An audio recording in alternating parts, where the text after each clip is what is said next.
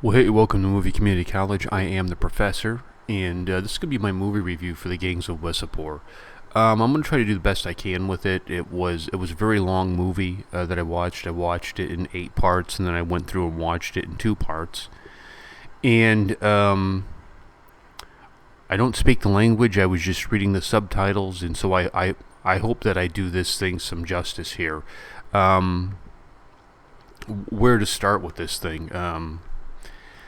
The film starts off with a great opening scene where you see a group of thugs kind of rolling into a town.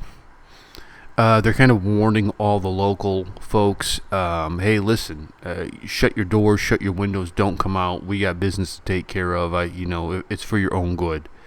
And you see everybody kind of doing it, and they find this. It looks like a palace or a mansion, something like that, and they open fire on it, and they're yelling and screaming, and they're there to assassinate somebody.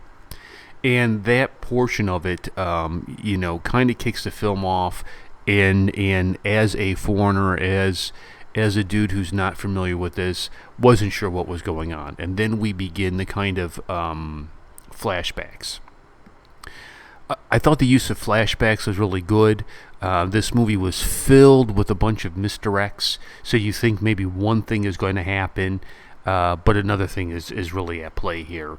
From what I understand, that this is what we call fictionalized history, that this has some kind of setting in history, but the characters are fictional, but it kind of portrays what was going on at the time. We see the 1940s flashback, kind of after the assault on the compound happens. We kind of get a picture of India. We see colonialism kind of ending with the British pulling out of India, and they leave a kind of a straw government in place that was all their cronies, as I took it. And these cronies were very corrupt, and out of this area, out of the history and nature of Wasseypur, Dahanbad, Bengal, we see this guy kind of rise through the ranks. He becomes a labor leader. He becomes trying to fight for the rights of the coal miners, and they're kind of surrounded in this period of time of lawlessness. So you see the coal miners and the coal mines are being neglected. The workers are being neglected, and this guy kind of steps up and says, "You know what? I'm going to represent the people. I'm going to do this. I'm going to do that." And gets elected, and he kind of makes a run throughout the movie and just progressing in power and influence, and kind of position, and really gets himself to become like the Don of the area. We also have this area that is kind of ruled by the Muslims, and it looked like it was some kind of extreme Muslim group that kind of had reign over this. So you have the politician, the labor leader, kind of rising up through the ranks, and he's got to deal with this Muslim group, and they kind of make peace. They come to terms, and out of that comes the character Sultan that we saw in the opening scene, who is kind of just kind of a badass killer. And we see then the cons introduced. The cons were, I guess this is starting with the first con. Would he be great, like great grandpa by the end of the movie, in family lore, who was an outlaw, and he made a lot of money and got a lot of support from the locals by robbing the trains. And it was interesting to see, to me as a Westerner, to look at a picture, kind of stuck in time, of what life was like in India, with electricity being sporadic and a lot of things done by train still. And these guys, Khan,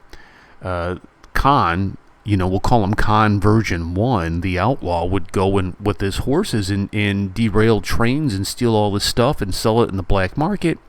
and then give some of the food to the locals, which really kind of gathered him, support, and people really seemed to enjoy him.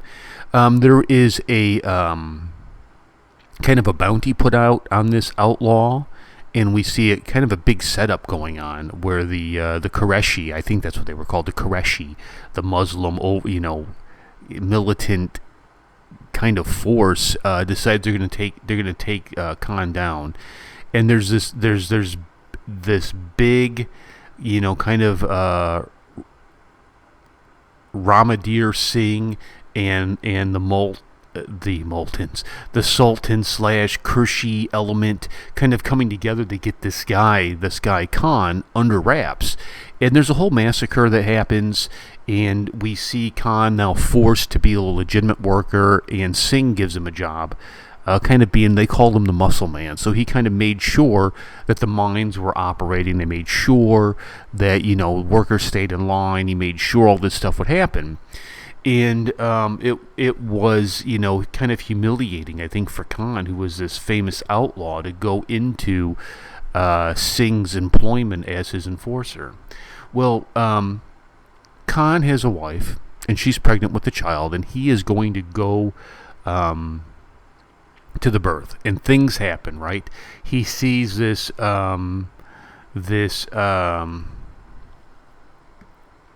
opportunity to go home and be with his wife, to see his son being born, and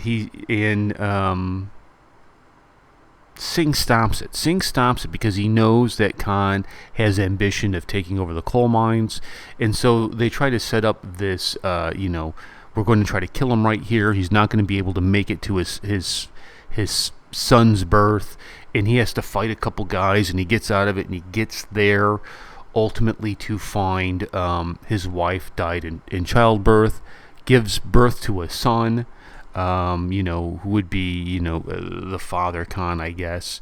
And they put him in hiding. They put that Khan in hiding, and there's an assassination attempt on the first Khan, and he is killed. So we see his son kind of grow up without a mom, without a dad. An uncle is raising him, and the uncle is telling him about his dad and what happened to his dad and why his dad was killed and why his mom was dead, and the rage begins to build, and the hatred begins to build, and we see the second Khan kind of coming on his own, saying, you know what, I'm going to destroy Singh, I'm going to destroy his family, I am going to take over Wasseypur, and I'm going to destroy him bit by bit. And so you see the rise of this guy. You see this kind of mafia organization really kind of stabilizing, because the first Khan, I think, was really kind of, he was an outlaw. A lot of things were done with swords and, arrows and things like that. And the second Khan is trying to develop this. He's trying to get guns, and there's a great scene where they're trying to make pistols. And the pistols don't shoot right. He says, I point up, it shoots down. I point down, it shoots up. It's blowing up in people's hands. And so you see the second Khan kind of just come in, and he's really trying to up the two families. And the second Khan was a very fascinating character to me. Forgive me, I have a cold, and I need to keep liquid down here. Was a very fascinating character. One of the things that struck me about the Khans was the evolution of crime. The second Khan really turned it into, from a one-man army to a organized crime, a mafia. And they would periodically hit Singh's business interests, causing him problems. He goes in and kind of roughs up Singh's son and slaps him in the face, and they go to prison. There's a great jailbreak scene that comes out of there that I really enjoyed.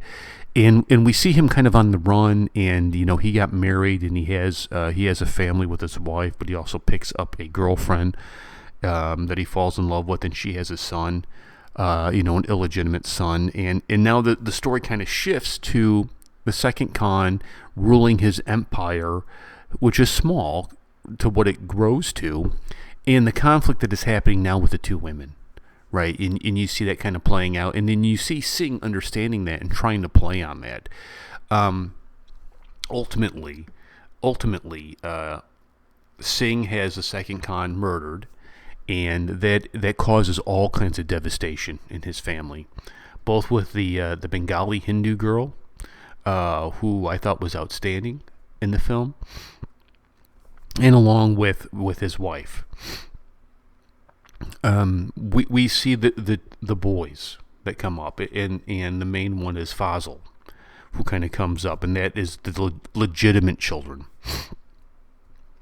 We see their struggles when they start to realize that their dad has been assassinated. One of the boys gets his name changed to Perpendicular. So there's Perpendicular, there's Fazl, and then the illegitimate son gets the name Definite. Singh really reaches out to the Bengali Hindu woman and her family, and they talk about Definite a lot, trying to get Definite as a weapon to use against Fazl and his family, trying to exploit this natural tension that would exist between legitimate and illegitimate. And for the most part, what really kind of happens is they all kind of join together, right, really to up the ante of this mafia. Perpendicular, crazy kid, absolutely crazy kid. He gets killed, he gets assassinated, and again, they all realize that the Sultan, who is the heavy for Singh, is behind all these crimes, and so they're plotting their revenge constantly.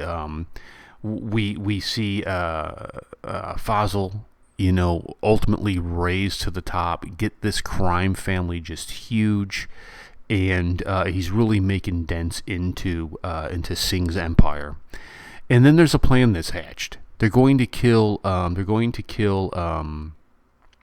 Sultan, right? And they do this elaborate plan.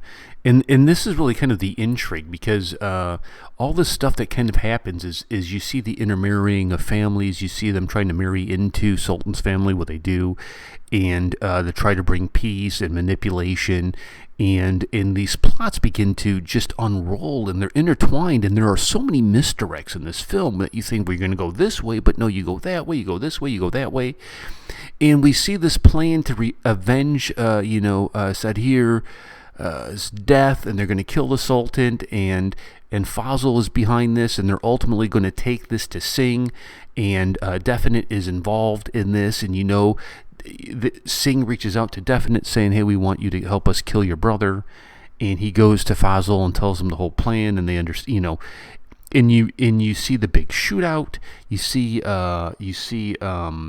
Singh finally get his, right, and Fazl and Definite are arrested, going to prison. They stop. They let Definite out for some tea. He comes back and he kills Fazl. I did not see that coming. And basically what we see has happened here is that everybody now who stood in the way of Definite and Singh's son, who's constantly being put down by his dad, who's constantly being treated like a loser, they now have killed everybody and have reset the corruption board with Singh's son and Definite there to rule and reign. And you think, I can't believe this. This is crazy. But what you see at the very, very end is Fazl's wife gives birth to a son and is being handed off to uncle, which means Fazl's son at some point in time is going to come back and kill everybody. And this thing was an epic film, I thought.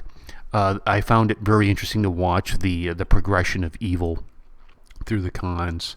I was really glad when Sultan got killed. I didn't like Sultan at all. I thought the music was interesting. The musical, there wasn't a musical dancing, singing in it, but the music was very interesting to me. It seemed very folky to me. It seemed very much like I didn't understand the words to it, but it seemed like there was a real element of Indian music along with it to tell the story, and I wish I could have understood the music, because I think that would have only made this thing better. This is an epic. No doubt about it. This is an epic. Just as Scarface is an epic, just as Godfather 1 and 2 are epics, this is the Indian Scarface. That's what it is. And with that being said, my final grade on this film is an A. This is a solid A. And if you haven't seen this, go see it. This isn't just a really good Indian film. This is just a really good film, period, especially if you like the gangster films. It was fascinating to see. I tip the hat. I clap. I thank you for encouraging me to check this out. Man, I enjoyed this film so much. This was an incredible film, and truly enjoyed it. Truly enjoyed it. So, with that being said, let me say this. Please subscribe to the channel. That way you can stay up to date on all of our videos. Please go to our website, remnantxradio.com. If you go there and you click on the sponsor page, you can download some free music. And it's just my way of saying thank you for subscribing to the page. There are 2 icons, Face Down Records and Humble Beast. You click on those, you follow the links, and you can get some free music. That's the professor's way of saying thank you for your help. And, just what a great film. I thank you so much for that. And again, keep the requests coming in. Let me know what I should be watching, some of the good stuff here. I got today, since it's Father's Day, I have this that we're going to be watching as a family. My name is Khan, and I've seen some other SRK stuff now, and I'm really excited about this. So I'll catch you guys later. Peace.